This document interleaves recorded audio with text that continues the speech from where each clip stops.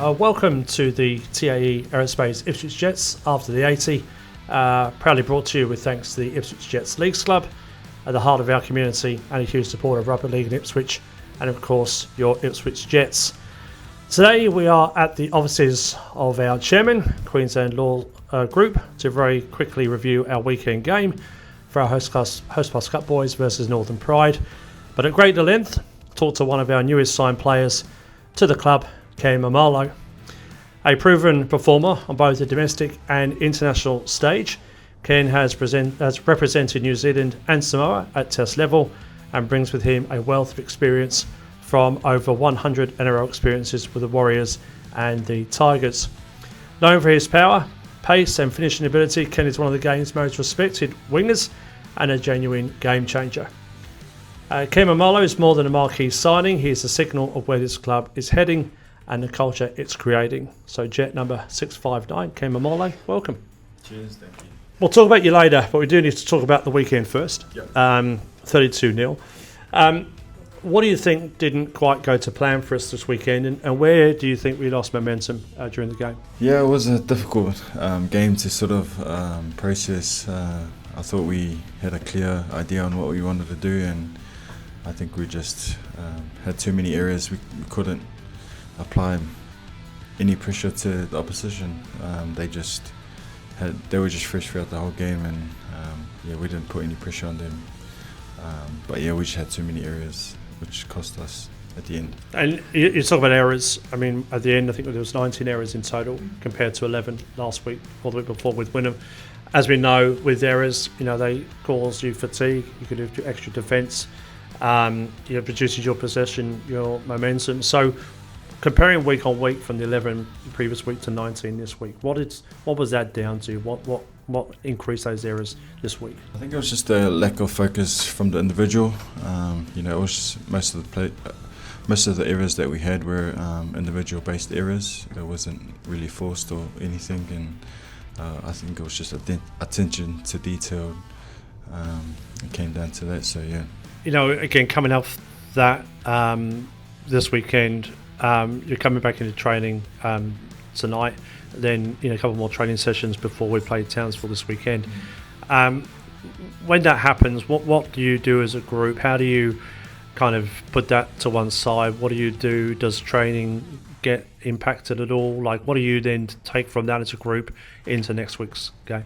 Obviously, learn from it first and foremost, and then implementing it this week when we play Blackhawks. So no doubt that we're going to have a real big emphasis on that this week. So I'm really looking forward to turn things around really quickly. That's the beauty of the sport. We get to go again this week. Now, you're a man that comes, as we've said in the intro, from a lot of NRL experience. Yeah. You've been on the back end of this probably more than once, I imagine, in all the games you've played. So for you personally, how do you reshift? How do you refocus yourself to get yourself out of the mindset of 1 week and then focus on the week that's coming? Just fully resetting again, going back to what we've been doing, trusting the process. There's a reason why the process is there. It's for everyone to buy into it, and I feel like when we start going away from that process, that's when we get into trouble. So just going back to the basics, going back to the process, and it's simple. We just made it hard for ourselves in the weekend. We just couldn't apply any pressure or didn't really stick to the process. So yeah. At the end of every game, we always do player's player. Yep. The person voted up by the rest of your peers as to who that is, and you've been somebody that's been receiving of that quite a few times. Mm-hmm. This weekend it was Paddy Vai. So let's talk about him maybe, just quickly and finish off from the weekend. You've been in and around him now through pre-season. What's it like playing with him? I mean, he's, again, a very humble man, very quietly spoken man, but does all his talking on the field, and enough to, again, win players player. And Ty spoke on the weekend about the importance of bringing him on and having some impact, when he came on to the field over the weekend. So what's it like, and what's he like as a man playing with Paddy Vai? Paddy's he's a good character.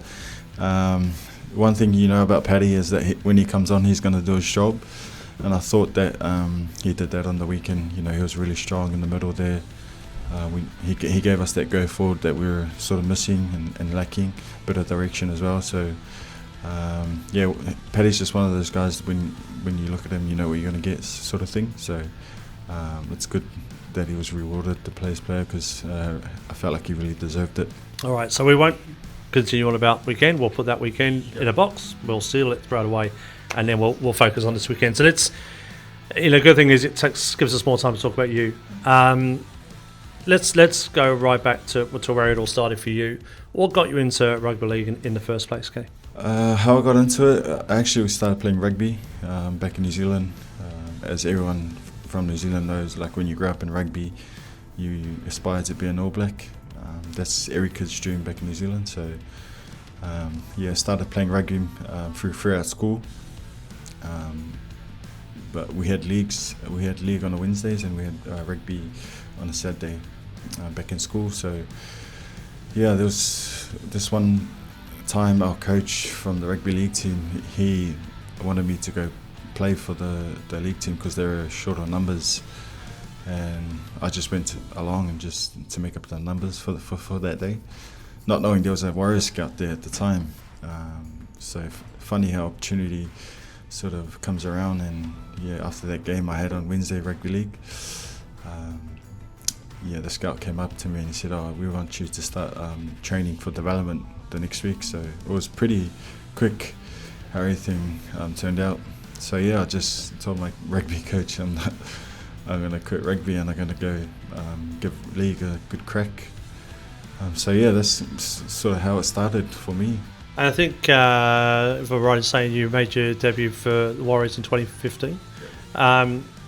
Because again, there's as we always try and prepare, all the players for a life that may not get to that echelon of success, and you've got that. So for those that aren't lucky enough to run out at an NRL level, what was that like? Take it back to your debut, the first time you ran out in Warriors colours. What was that like for you as an NRL debutant? Yeah, pretty special. It's probably one of the special moments that I still remember to this day, and I would always remember forever. So what it means to me is, I guess it's a cliche thing. Everyone says it. It's like all the hard work that you've done prior to debuting. It's sort of all the sacrifices you do on and off the field. It's when you put on that jersey for the first time, it's like everything comes. It's coming to reality now, and it's a special moment for me, really. And you've played, I think, I was doing some research, about 135 NRL games. That's a long time, it's a long career over many years between two main clubs. From that journey, what do you take from that, into every game you play now and your journey into rugby league? What lessons have you learnt along the way over that one established NRL career? I guess the main thing is throughout those sort of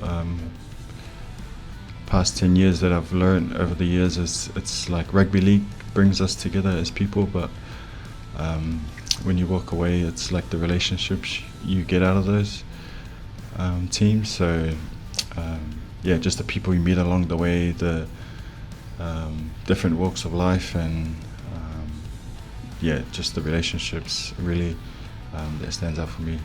Again, there's an echelon of people that get to NRL, but then there's a upper and probably the most premium, other than state of origin, of representing your country. You've done that 13 times across New Zealand and Samoa.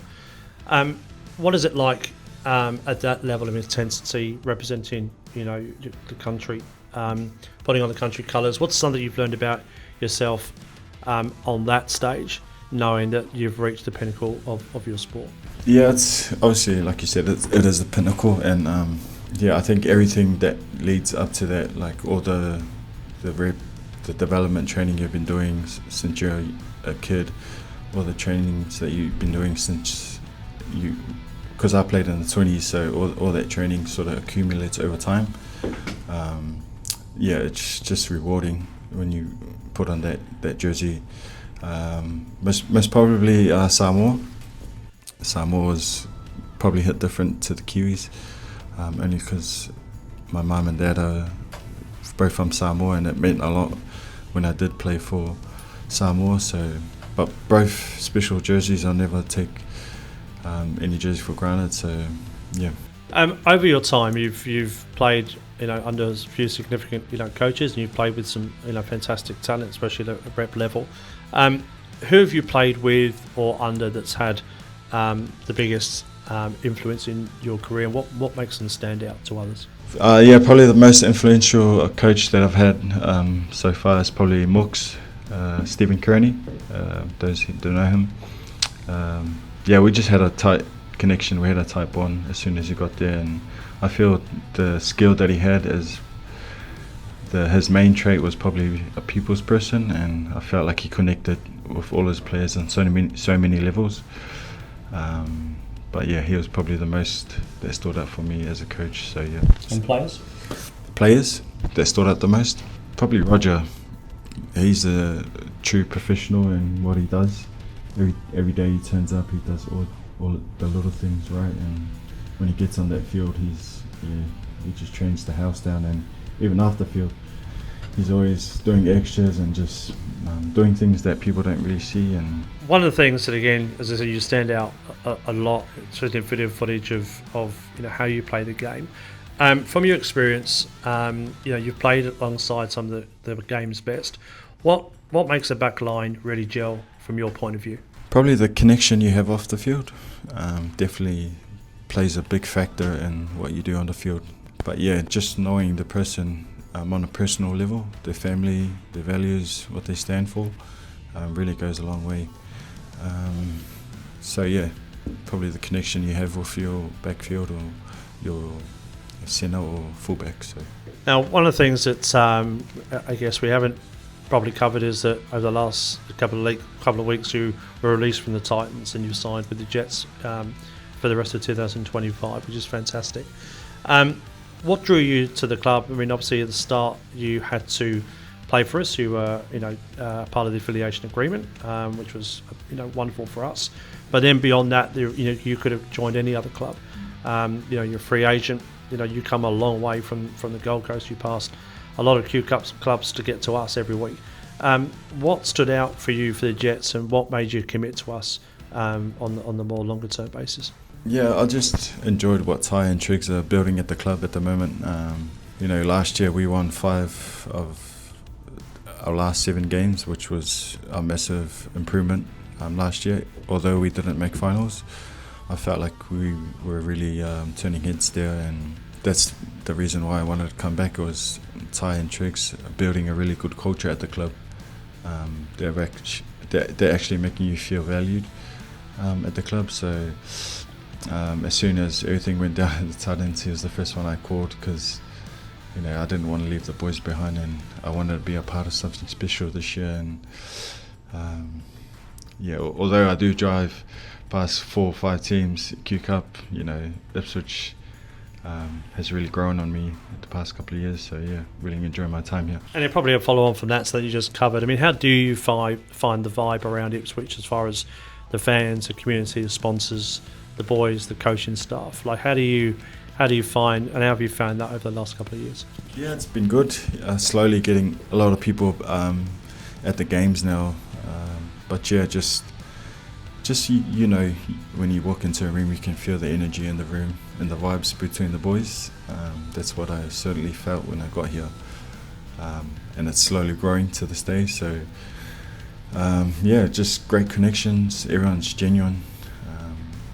Coaches and they obviously know what they're doing, and they trust their players. I know that you've been around our system a bit, and again, Ty was pretty active in that off-season in a recruitment perspective. Is there any young Jets that you've seen, even maybe coming up into Cup for the first time, that's impressed you? Like, rather than, again, just the old mentors, is there any of the new Jets that are coming through by name that you've looked at and gone, that's a massive Jet and to look at for the future? The one that probably stands out for me is probably Robbo, our halfback at the moment. he's so calm, he's collective. The way he plays, his tempo when he's playing the game is really good, and he surprised me when I got here. We had our post session down at Parkwood one time when the Jets came over to train with the Thailand. He stood up for me straight away when he was doing a pose against us, because he was doing show and goes and he was going through the line, and I was like, far out. This guy looks special. And now I'm playing with him. He's doing some pretty cool things on the field, which is pretty cool to see.